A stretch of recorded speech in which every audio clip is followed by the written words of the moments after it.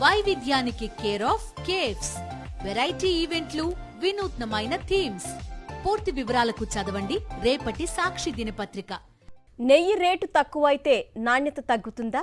అలాంటప్పుడు చంద్రబాబు హయాంలో 270 రూపాయలకే కిలో నెయ్యి ఎలా కొనుగోలు చేశారు? మే 15 తర్వాత టెండర్ ఖరారైన కంపెనీ సరఫరా చేసినటువంటి నెయ్యి కల్తీ అయితే వైఎస్ఆర్సీపీకి సంబంధం ఏంటి? నెయ్యి కల్తీ అయిందే తప్ప యానిమల్ ఫ్యాట్ కలిసిందని ఎన్డీడీపీ రిపోర్టులో ఎందుకు లేదు? ఎన్ఏబిఎల్, ఎఫ్ఎస్ఎస్ఏఐ రిపోర్టులో పాస్ అయిన క్వాలిటీ ఎన్డీడీబీ రిపోర్టులో ఎందుకు మారింది? ఈ ప్రశ్నలకు మాత్రం సమాధానాలు ఇవ్వడం లేదు చంద్రబాబు సర్కార్. తిరుమలలో లడ్డూ తయారీకి ఉపయోగించే నెయ్యి శాంపుళ్లను national dairy development board NDDB laboratory పరీక్షించింది. ఈ రిపోర్ట్లో నెయ్యి కల్తీ అయినట్లుగా తేలింది. అయితే నెయ్యి కల్తీ అయ్యేందుకు ఉన్న అవకాశాలపై పూర్తి క్లారిటీ ఇచ్చింది ఎన్డీడీబీ.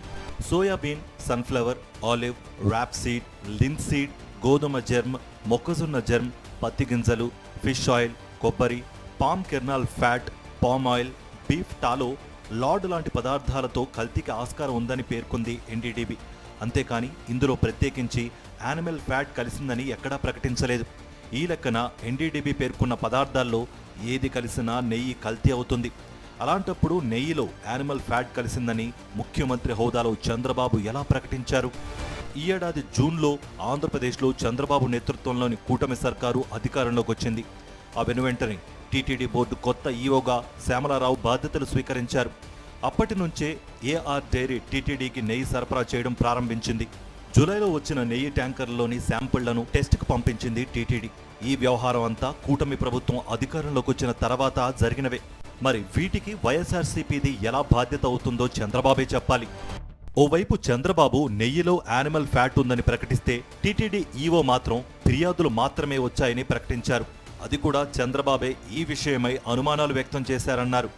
ఈ క్రమంలోనే టీటీడీ ఈవోగా బాధ్యతలు స్వీకరించిన మరుసటి రోజే నెయ్యి టెస్టుకు పంపించడం, అది కల్తీ జరిగిందని రిపోర్ట్స్ రావడం ఎలా సాధ్యం? రిపోర్ట్స్ వచ్చిన తర్వాత కేవలం వెజిటబుల్ ఫ్యాట్ మాత్రమే ఉందని ప్రకటించిన ఈవో ఇప్పుడు మాత్రం యానిమల్ ఫ్యాట్ కలిసి ఉండొచ్చనే అనుమానాలు ఎందుకు వ్యక్తం చేస్తున్నారు? అంటే ఇదంతా చంద్రబాబు డైరెక్షన్లోనే జరిగినట్లే కదా. ఆ శాంపుల్లో అడల్టరేషన్ ఉందని తెలియదు.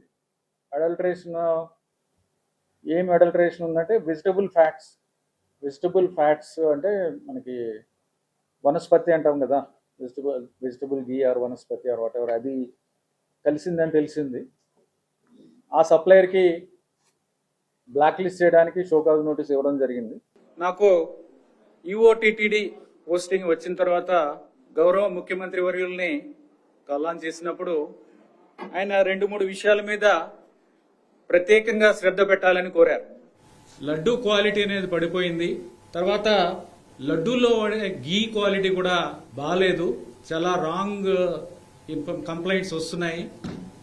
ఇక్కడ యానిమల్ ఫ్యాట్స్ కూడా వాడుతున్నారు అనే కంప్లైంట్స్ కూడా ఉన్నాయి. వీటి మీద దృష్టి పెట్టి తిరుమల యొక్క పవిత్రత కాపాడాలి అని చెప్పడం జరిగింది. ఇక రేటు తక్కువ ఉంటే నెయ్యి క్వాలిటీ ఉండదు అన్నది అందరికీ తెలిసింది. వైఎస్ఆర్సీపీ హయాంలో 358 రూపాయలు తక్కువ రేటుకు నెయ్యి కొనడం వల్లే ఇలా జరిగిందని టీడీపీ నేతలు ఆరోపిస్తున్నారు.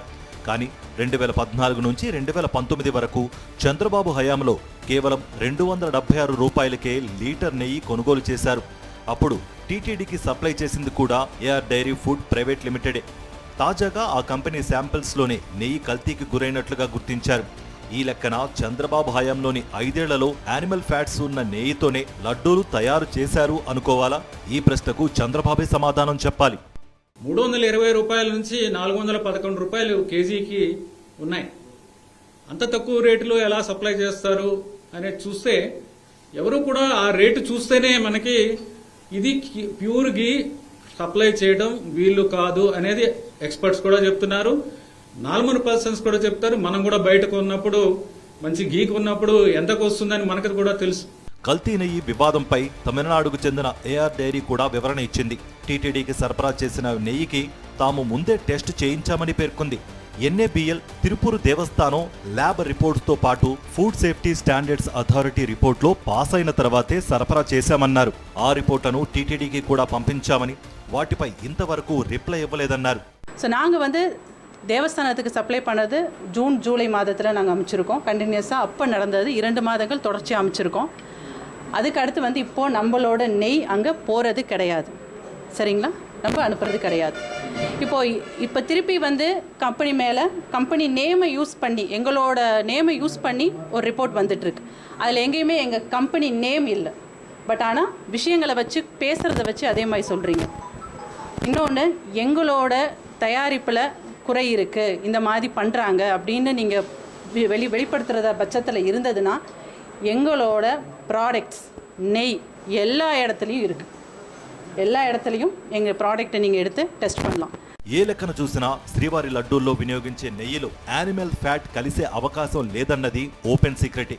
కేవలం రాజకీయ ప్రయోజనాల కోసం సాక్షాత్తు శ్రీ వెంకటేశ్వర స్వామినే వివాదాల్లోకి లాగిన చంద్రబాబు నాయుడు పైశాచిక ఆనందం పొందుతున్నారన్నది స్పష్టమవుతోంది.